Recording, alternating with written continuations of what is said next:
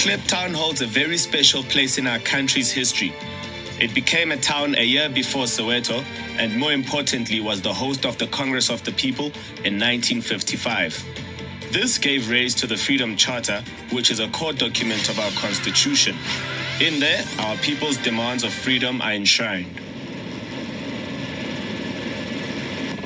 We returned to Kliptown 58 years after the Freedom Charter was adopted, as well as 20 years since the birth of our celebrated democracy. This epidemic has the potential to bring us closer together. We are responding as a united nation to a common threat. This national emergency demands that we cooperate, that we collaborate, and that we take common action.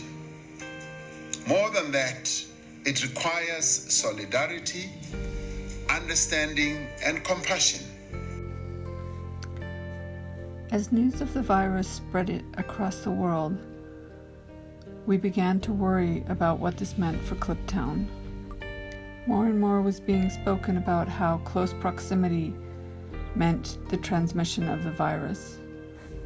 Recommendations from World Health Organization, the Center for Disease Control, governments across the world began giving recommendations of distancing, of isolation if you had symptoms, of washing hands regularly, of avoiding tight common spaces.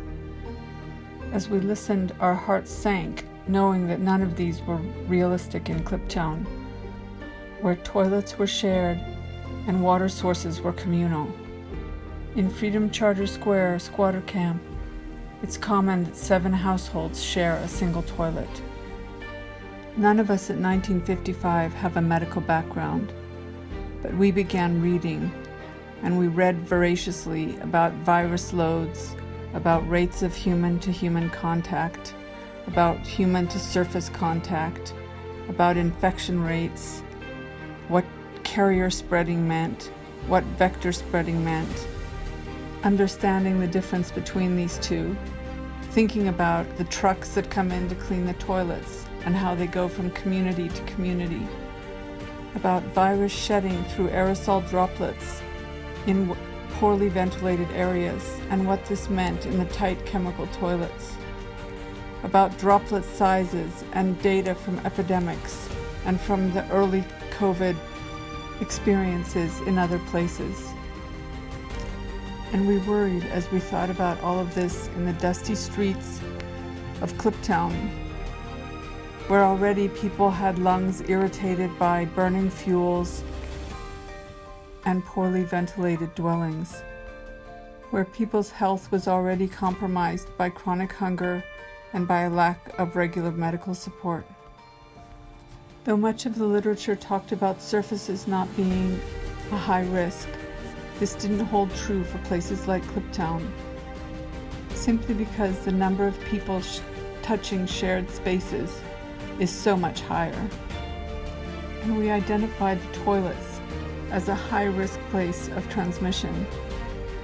Going to the toilet meant touching surfaces, doors, handles, seats that had been touched and touched and touched.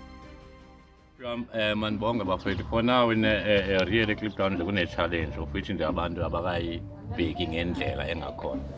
La eKliptown mfowethu since sikule squatter camp, i-development is slowly, truly speaking, is slowly. As ubona nawo ama-service asinawo la, asinawo ama-service. Ungastarta nje ukubheka nje kwabafowethu abasanitize ama-toilets.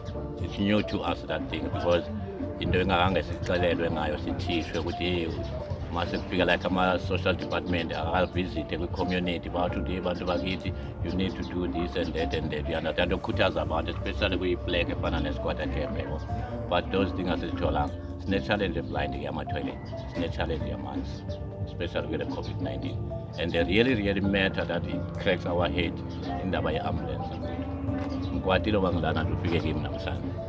We tried to get the ambulance yesterday, of which abantu bakhona bafone ngabo-6, ngafika ngo-8 nami ngayifonela i-ambulance. Only to kunikeza ama-reference number, ukuthi hayi izoze i-ambulance waze washona umuntu izoshonela endlini. Amthoba ntoza yesterday ezwe ukuthi nokuzwa napha kunabantu abavele bawe yini. Yeah, we know ukuthi vele it's difficult to expose umuntu ukuthi hayi now lo muntu sekabulawe i-COVID what you understand, because iyayibona abantu sebabuye manje bafuna ukudegrade abanye abantu because ubandlele sifo futhi laa nto yana ikhethe bani yethu sonke, you understand. But really this thing ifikile deep down ngoba sesinabantu asebashonile just in this month abayi-3 including lo madala bavele bawe boom. Nayo amadala masibeka uyokhala ngepain kwi-chest up until aze kuluze umphefumulo. No ambulance ema-athendayo. When we try to get our counselor, you can't find the counselor ukutshela ukuthi hayi ifone is doing this and that, you understand. It's painful for the community. Akhona abantu abakhona ukukhansela laba abantu abashonelwe. Yeah, to come to that issue ama-toilet, ziyazi ama-toilet akhiwe for i-safety mnganami. And then understand that chief yami, if you leave the toilets open, it's a highly risky for our children. But what we specialize kakhulu thina kubantwana ukuthi abantwana bayuse ibhakethi, then you can take that bucket in it because you can't put your child, especially that chemical ethelwa lapha etoilet. Beside the COVID, the chemical is dangerous. If really government can push this thing reblocking, iyo ezokuthini ezokwenza ngcono, because you know ukuthi once wayivuka yenze reblocking, we can take these toilets beyond.